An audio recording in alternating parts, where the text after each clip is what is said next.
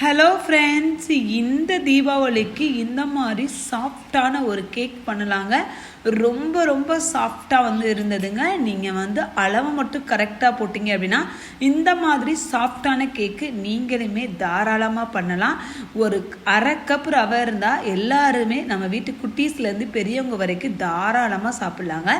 இப்போ தான் நம்ம வீடியோவை ஃபஸ்ட் டைம் பார்க்குறீங்க அப்படின்னா மறக்காமல் லைக் பண்ணுங்கள், ஷேர் பண்ணுங்கள், கமெண்ட் பண்ணுங்கள், சப்ஸ்கிரைப் பண்ணிடுங்க.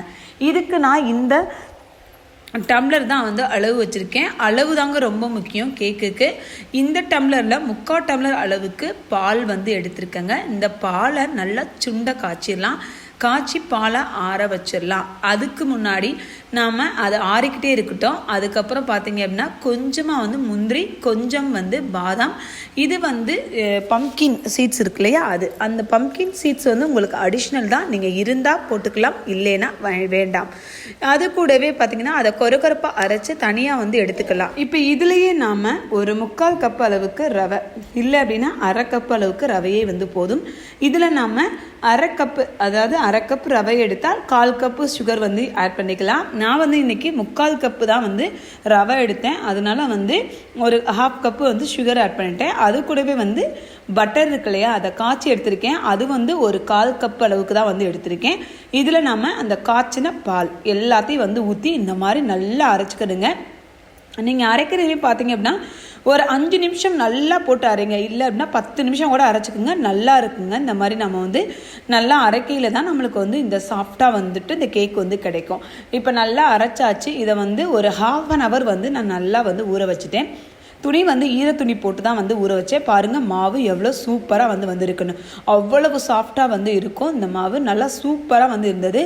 மாவு பார்க்கும்போதே உங்களுக்கு தெரியும் நல்லா சாஃப்டாக இருக்குது. இது கூடவே கொஞ்சமாக நான் சோடா, அது கூடவே கொஞ்சமாக பேக்கிங் பவுடர். இந்த baking powder and baking soda ரெண்டுமே சம அளவு போடலை. நான் பேக்கிங் பவுடர் கொஞ்சம் ஜாஸ்தியாகவும் பேக்கிங் சோடா கொஞ்சமாகவும் ஆட் பண்ணிக்கிட்டேன். அந்த அளவுக்கு நீங்களும் ஆட் பண்ணிக்கோங்க.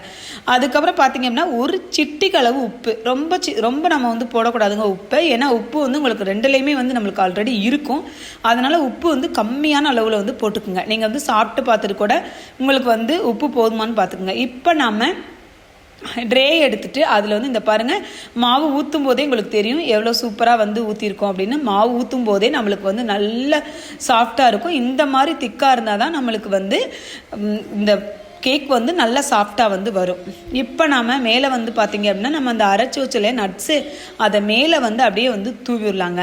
இதை நம்ம அவனில் செய்ய போகிறது கிடையாது. இது ஃப்ரையர், அவ்வளோதாங்க. இதில் எல்லா இடத்துலையும் இந்த மாதிரி நல்லா ஸ்ப்ரெட் பண்ணி விட்டோம் அப்படின்னா, ஏன்னா நான் ஒரே இடத்துல போட்டேன். அதனால இந்த மாதிரி எல்லா இடத்துலையும் படுற மாதிரி போட்டுட்டு நம்ம இந்த ஃப்ரையரில் ஒரு இந்த ட்ரேயை 2 நல்லா குலுக்கி விட்டு இந்த ஃப்ரையரில் ஒரு 30 minutes வச்சோம் அப்படின்னாவே போதுங்க. அப்படி இல்லை அப்படின்னா நீங்கள் கடாயில் கூட வச்சுக்கலாம், அது உங்கள் விருப்பம். இப்போ நம்மளுக்கு இந்த இதில் ஏர் ஃப்ரையரில் வைக்க ஆரம்பிச்சிடலாம். இது நம்ம அவன் மாதிரி கிடையாது. இது கொஞ்சம் ஈஸியாக நம்மளுக்கு இருக்கும். இப்போ இதை ஆன் பண்ணிவிட்டு நம்ம செலக்ட் பண்ணிடலாம். இப்போ செலக்ட் பண்ணிவிட்டு உள்ளே ஹீட் ஆகுங்க. ஹீட் ஆனதுக்கப்புறம் நாம் இதை உள்ளே வச்சிடலாம். உள்ளே வச்சுட்டு ஒரு 30 minutes கடுத்து எடுத்து பார்த்தோம் அப்படின்னா சூப்பரான கேக் ரெடி ஆயிடுச்சுங்க. இப்போ இது நல்லா குக்காக இருக்கா அப்படின்னு பார்க்குறதுக்காக தான் நான் இதை நல்லா குத்தி பார்த்தேன். நல்லா வெந்திருந்தது. இந்த ஹீட்லேயே ஒரு 5 நிமிஷம் வச்சுருங்க. அப்போனா தான் உங்களுக்கு நல்லா வேகும். அதனால தான் கொஞ்சம் 5 நிமிஷம் நான் வச்சுட்டேன். அதை வச்சுட்டு எடுத்தேன். பார்த்தா ரொம்ப டேஸ்ட்டாக ஒரு கேக் ரெடி ஆயிடுச்சுங்க. பிகினராக இருந்தால் கூட உங்களுக்கு ரொம்ப ஈஸியாக இருக்கும். அவ்வளவு சூப்பரான கேக்கு தான்.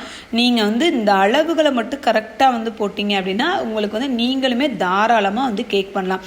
இங்கே பாருங்கள், சூப்பராக வந்துருச்சு. என்னடா கொஞ்சம் ஓரத்தை காணாமே நினைக்காதீங்க. அதை எடுத்து சாப்பிட்டு பார்த்தேன் நல்லா வெந்திருக்கா அப்படின்னு. இங்கே பாருங்கள், நல்லா சாஃப்டாக ஆயிடுச்சு. இப்போ இதை கட் பண்ணி உங்களுக்கு காமிக்கிறேன். நீங்கள் நம்பவே மாட்டீங்க. ஃபஸ்ட் டைம் ட்ரை பண்ணால் கூட உங்களுக்கு இது ஃபஸ்ட் டைமா அப்படின்ட்டு தோன்ற அளவுக்கு இருக்குங்க இந்த கேக்கு.